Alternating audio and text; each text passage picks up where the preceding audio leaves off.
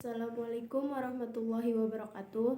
Perkenalkan, nama saya Daida Valinsa dari Prodi D3 Teknologi Laboratorium Medis. Di sini saya akan menjelaskan tentang pedoman umum ejaan bahasa Indonesia. Huruf abjad terdiri dari 26.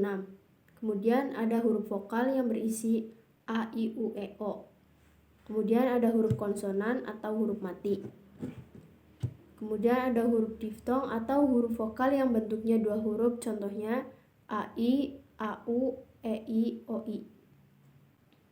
Kemudian gabungan huruf konsonan artinya gabungan huruf mati, contohnya KH, NG, NY. Dan masing-masing melambangkan satu bunyi. Huruf kapital dipakai di kalimat pertama dan dipakai untuk nama atau dipakai di tanda petik. Kemudian dipakai pertama kata nama, agama, kitab, dan dipakai untuk nama gelar, kehormatan, keturunan, dan keagamaan. Huruf kapital dipakai sebagai unsur nama jabatan dan pangkat yang diikuti nama orang atau dipakai sebagai nama orang tertentu.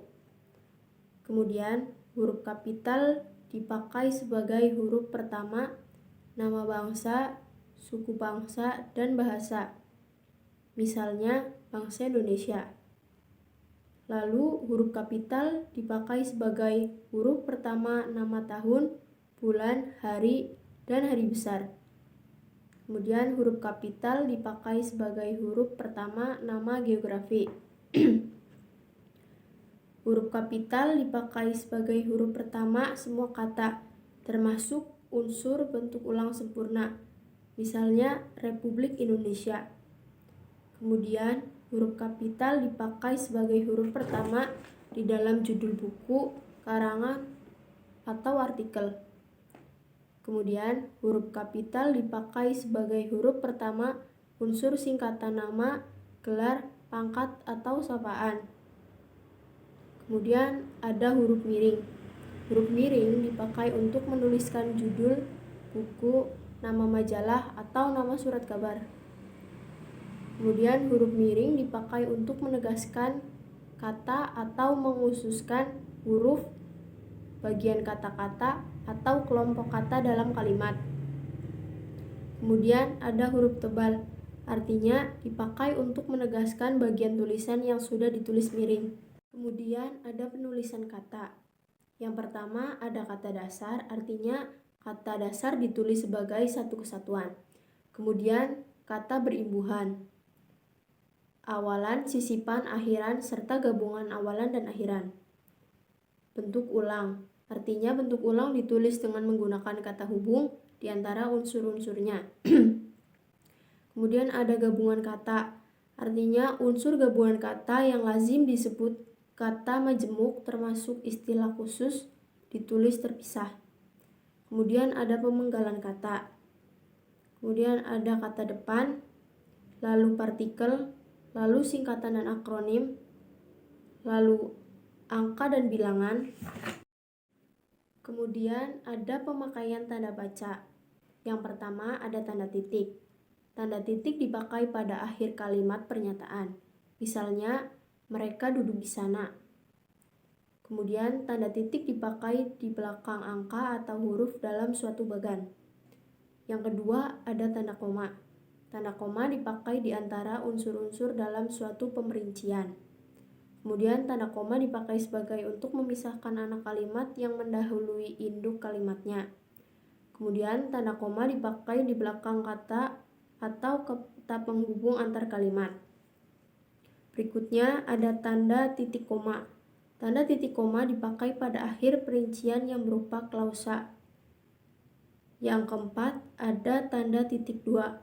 Tanda titik dua dipakai pada akhir suatu pernyataan kelengkapan yang diikuti pemerincian atau penjelasan. Selanjutnya ada tanda seru. Tanda seru dipakai untuk mengakhiri ungkapan atau pernyataan yang berupa seruan atau perintah yang menggambarkan kesungguhan, ketidakpercayaan, atau emosi yang kuat. Misalnya, alangkah indahnya teman di laut.